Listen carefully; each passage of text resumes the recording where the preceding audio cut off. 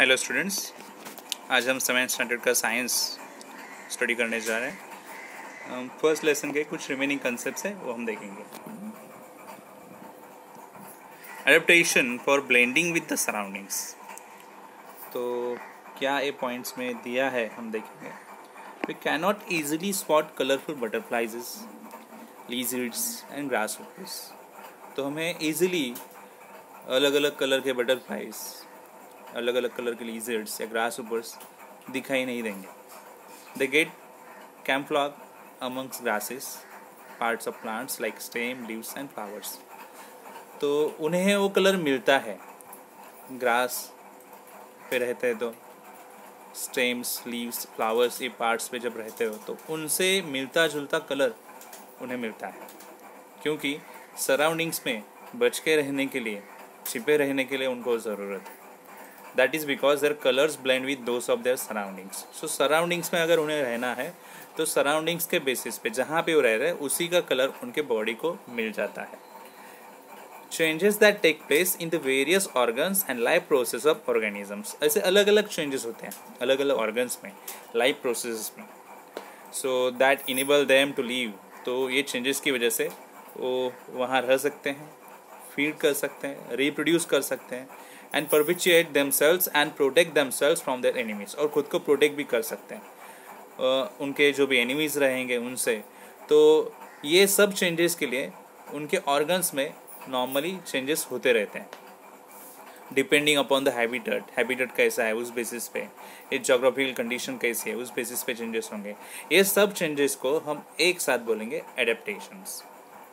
Always remember, हमेशा याद रखो, adaptation is not a sudden process. Adaptation ये तुरंत होने वाला प्रोसेस नहीं है, it's a gradual and continuous. ये टाइम टेकन प्रोसेस है, टाइम लगता है इसे, बट कंटिन्यूस है। Differences in the structure and appearance of present day animals. उनका स्ट्रक्चर, आज वो एनिमल्स कैसे अपीयर कर रहे हैं, कैसे दिख रहे हैं, animals of thousand of years ago कैसे थे, तो उनके एडेप्टेशन तब कैसे थे, आज कैसे हैं, that occur according to prevailing conditions. तो कंडीशन बेसिस पे वो चेंज होते हैं। It is our duty to conserve this diversity, और ये डाइवर्सिटी कंजर्व करने की ड्यूटी हमारी है। ओके, आगे बढ़ेंगे। Great scientist, Darwin's theory of evolution. यहाँ पे क्या दिया है डार्विन्स थ्योरी का, देखते हैं इंफॉर्मेशन। चार्ल्स डार्विन जो बायोलॉजिस्ट थे, studied numerous types of plants and animals and suggests that only those organisms are likely to survive which can best adapt themselves to a changing environment। तो उन्होंने अलग अलग plants पे, animals पे study किया और उन्होंने बताया वैसे ही जो एनिमल्स और प्लांट्स है वो रह पाएंगे चेंजिंग इन्वायरमेंट के साथ, जिनके बॉडी स्ट्रक्चर में, ऑर्गेनिजम्स में चेंज हो सकता है, जिनकी बॉडी स्ट्रक्चर ऑर्गेनिजम्स अडप्ट कर सकती है नया चेंज, वही चेंजिंग इन्वायरमेंट में रह सकते हैं, सर्वाइव कर सकते हैं। This is called the theory of survival of the fittest. इसे को उन्होंने थ्योरी कहा है survival of the fittest. This is Darwin's first principle, ये डार्विन का फर्स्ट प्रिंसिपल था। If an organisms is born with a new beneficial characteristics and is able to survive, this change is preserve in the next generation. अगर कोई organisms born हुआ, मतलब नया organism आया और with a new beneficial characteristics, नए characteristics के साथ, which is able to survive, जो सर्वाइव हो सकता है, so this change is preserve in the next generation. ये चेंज अगली जनरेशन में भी पाया जाएगा। This is Darwin's second principle, ये डार्विन्स का सेकंड प्रिंसिपल है, जिसे हम बोलेंगे natural selection, theory of natural selection. अभी हम देखेंगे classification of living organisms. It is difficult to study remember all the organisms in the diverse living world at the same time. तो इतने सारे ऑर्गेनिजम्स है और उनको रिमेंबर करना या स्टडी करना बहुत डिफ़िकल्ट है, सो क्लासिफिकेशन करना ज़रूरी है।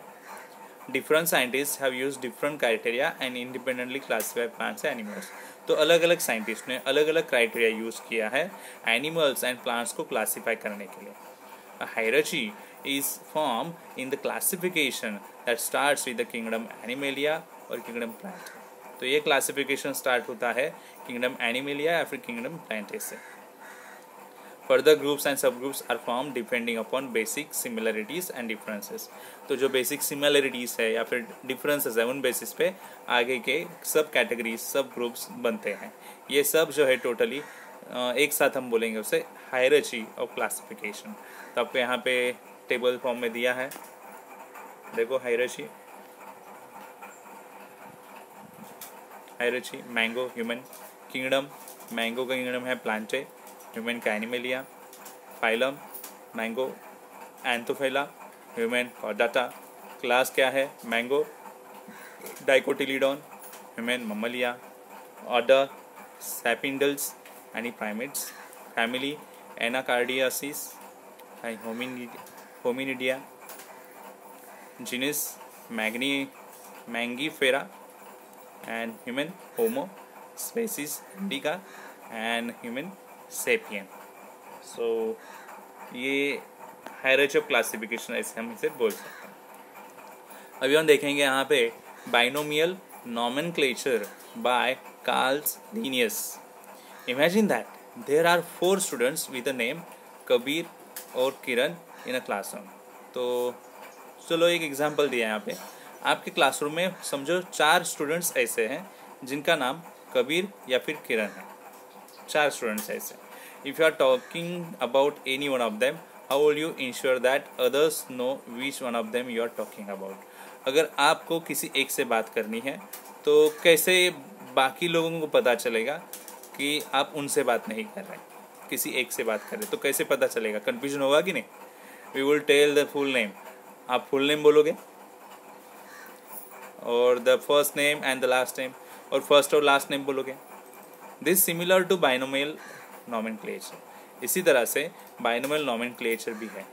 Binomial nomenclature is used to identify each organisms. अलग अलग ऑर्गेनिजम्स आइडेंटिफाई करने के लिए ये सिस्टम यूजफुल है।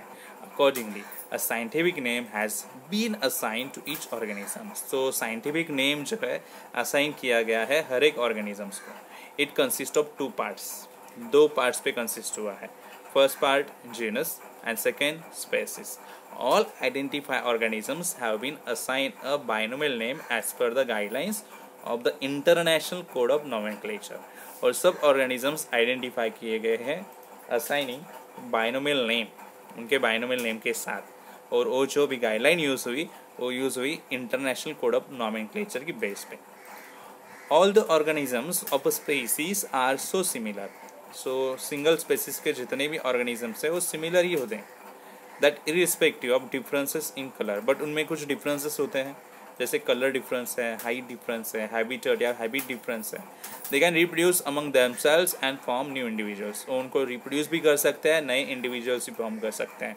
For example all domestic cats in the world belong to the same species. जैसे कि जितने भी ऑल डोमेस्टिक कैट्स हैं वो अलग अलग लगते हैं बट वो बिलोंग करते हैं सेम स्पेसीज से।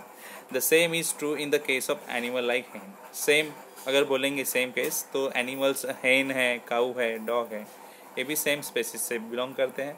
Plants like mango, wheat, maize etcetera ये भी। सो अलग अलग नेम्स दिए हैं।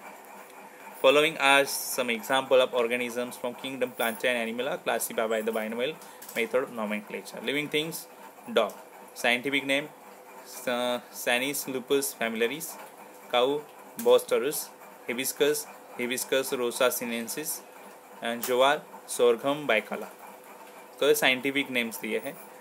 And see the image here. 20th April is observe as a world frog protection day. 20th अप्रैल मनाया जाता है वर्ल्ड फ्रॉग प्रोटेक्शन डे। ऐसे किलिंग और harming frog is prohibited by the wildlife protection act. Frog को kill करना है फिर हार्म करना ये प्रोहिबिट किया गया है वाइल्ड लाइफ प्रोटेक्शन एक्ट के तहत। ओके, तो यहाँ पे अपना लेसन एंड होगा। आपको ये समझ में आया नहीं आप मुझे बताओ, ठीक है।